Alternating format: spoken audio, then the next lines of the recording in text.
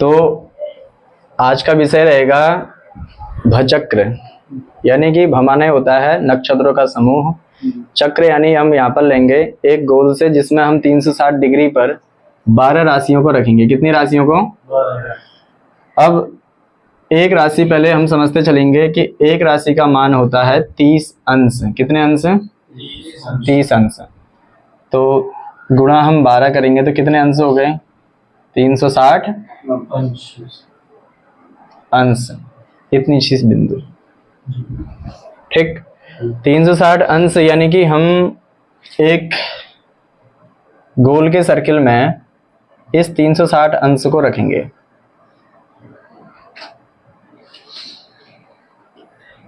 ये ठीक हो गया जी। एक एग्जांपल हमने ये बना दिया।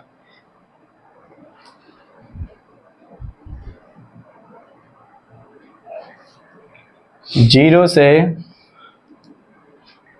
इसका प्रारंभ करेंगे। पूरा एक गोला हमने कितने का बनाया है? 360 डिग्री का बनाना है। तो जब पूरा 360 का हो सकता है तो इसका आधा कितना होगा? 180 होगा। 180। इसका भी आधा कितना होगा? 90। तो 90 अंश 180 अंश फ्री हो जाएगा 270।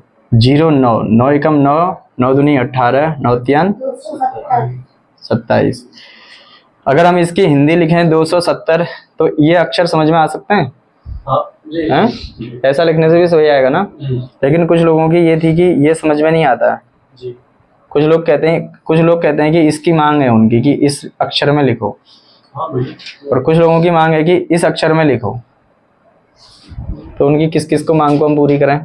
तो फिलहाल अभी हम इससे समझ जाते हैं, ठीक है ना। इससे भी हम लिख सकते हैं, लेकिन कुछ अभी ऐसे नए हैं कि उनको समझ में नहीं आ पाती गिनती 1 से 9 तक किसको क्या कहते हैं। ठीक है, कभी समझाएंगे।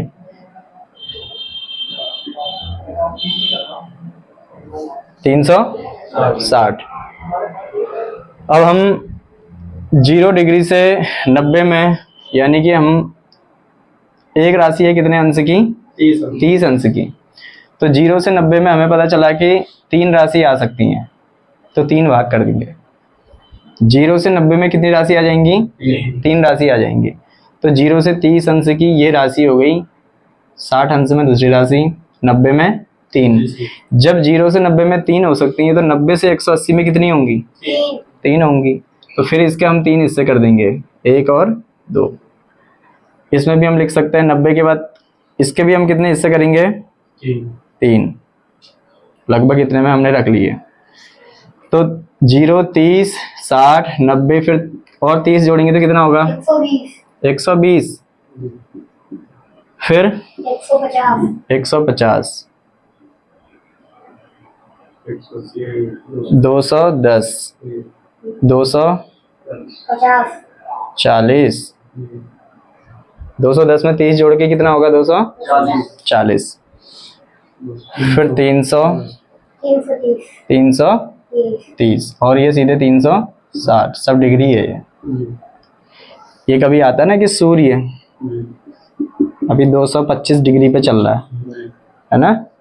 225 डिग्री मतलब 240 210 240 और 210 210 और ये बीच में 25 लगभग यहाँ पर चलेगा। एक उदाहरण है किसी के लिए, है ना। तो कल तक सूर्य जो था, अभी भी आज वर्तमान आज 13 तारीख है, तो 13 तारीख को जो सूर्य की संक्रांति लगेगी मेष की लगेगी, ठीक है ना। अभी मीन राशि के लास्ट इस पॉइंट पर चल रहा है सूर्य। अब हम इसको 0 से लेकर के हमने पूरी इसकी 360 डिग्री बना दी, यानी कि 12 भाग कर दिए। कितने भाग कर दिए राधे? 12 भाग कर दिए, यानी कि प्रथम भाग द्वितीय भाग। तो इसी के जो 0 से 30 अंश तक है, तो इसको हमने पहला नाम दिया है। सबसे पहली राशि शुरू होती है मेष, इसको नाम दे दिया हमने मेष। इसको दे दिया हमने वृष, इसको क्या दिया? फिर मिथुन, फिर कर्क, फिर सिंह, फिर कन्या, तुला, वृश्चिक, धनु, मकर, कुंभ, मीन। इस 360 डिग्री पर हम अगर बना रहे हैं तो हम इससे गोचर का भी हम पता कर सकते हैं कि कौन सा ग्रह गोचर में किस राशि का और कितने अंश का चल रहा है। कितने अंश का? गोचर अर्थात होता है चलायमान ग्रहों की स्थिति। वर्तमान स्थिति को, चलायमान स्थिति को ही गोचर कहते हैं। चलायमान स्थिति को ही क्या कहते हैं? गोचर कहते हैं। अब ग्रहों का चलना मतलब वो प्रत्येक दिन कुछ ना कुछ नक्षत्र पार कर रहे हैं, कुछ कलाएं पार कर रहे हैं, कुछ अंश पार कर रहे हैं, तो सबकी अपनी अपनी अवधि है। कौन किस राशि को कितने देरी से पार करता है, इसके लिए है कि सूर्य अगर करता है एक राशि को पार तो उसकी है 30 दिन। कितने दिनों में पार करता है? 30 दिन। चंद्रमा करता है तो 2.25 दिन, 2.25 दिन यानी 54 घंटे। एक राशि को पार करना जी, ठीक है ना। एक राशि को पार करना, चाहे वो मेष राशि को पार कर ले चाहे वृष का कर ले, तो इनकी अपनी है। फिर मंगल करता है तो मंगल करता है 45 दिन। कितने दिन? 45 दिन। और बुध है 21 शुक्र से, सप्तविंशति शुक्र स्यात् 21 बुधस्तथा, यानी कि बुध करता है तो 21 दिन। गुरु है 13 माह। कितना माह? 13 माह। फिर है शुक्र, शुक्र है सप्तविंशति 27 दिन। ये सब दिन है, ठीक है ना। 45 दिन, 21 दिन या फिर 27 दिन। तो जैसे देखा जाए मंगल अगर वक्री हो जाए तो कभी कभी 45 दिन से लंबी अवधि लग सकती है। स्वाभाविक जो उसका अपनी एक चालन है, उसकी चाल है, गति है, अपनी एक गति है, स्वाभाविक रूप से 45 दिन में एक राशि को पार कर सकता है। यदि वक्री हो गया तो इससे लंबा समय लग सकता है, ठीक। कभी कभी 6-6 महीने लग जाते हैं। 2020 में 26 जून से लेकर के 11 नवंबर तक मंगल एक ही राशि में था, लगभग 6 महीने रहा। तो लेकिन अभी हम देख रहे हैं कि 45 दिन लिखा, तो 6 महीने क्यों रहा? इसका मतलब अपने स्वाभाविक चाल से वो पीछे हो गया, यानी कि वक्री हो गया, तो अपने से लंबा समय लग सकता है। वरना हम सबके अगर स्वाभाविक समय को देखेंगे तो ये निश्चित हो जाएंगे। इसके बाद आता है शनि। शनि एक राशि में कितने वर्ष है? 30 माह। 30 माह यानी कि 2.5 वर्ष। शनि एक राशि में 2.5 वर्ष रहता है। इसी को ही शनि की ढैया, 7.5, इसी से हम देखते हैं, ठीक है ना। इसको फिर समझाएंगे शनि की 7.5 कैसे होती है, किन किन लोगों को लगती है, ये कई विषय रखेंगे आगे, ठीक। इसके बाद आता है राहु और केतु। इन दोनों के है 1.5 वर्ष, 1.5 वर्ष और 1.5 वर्ष, ठीक है ना। अब ये सूर्य से लेकर के सूर्य चंद्र हमेशा मार्गी रहते हैं। मार्गी मतलब होता है सीधे चलना। मार्गी मतलब सीधे चलना, सीधी चाल, सीधी चाल। और वक्री मतलब होता है विपरीत।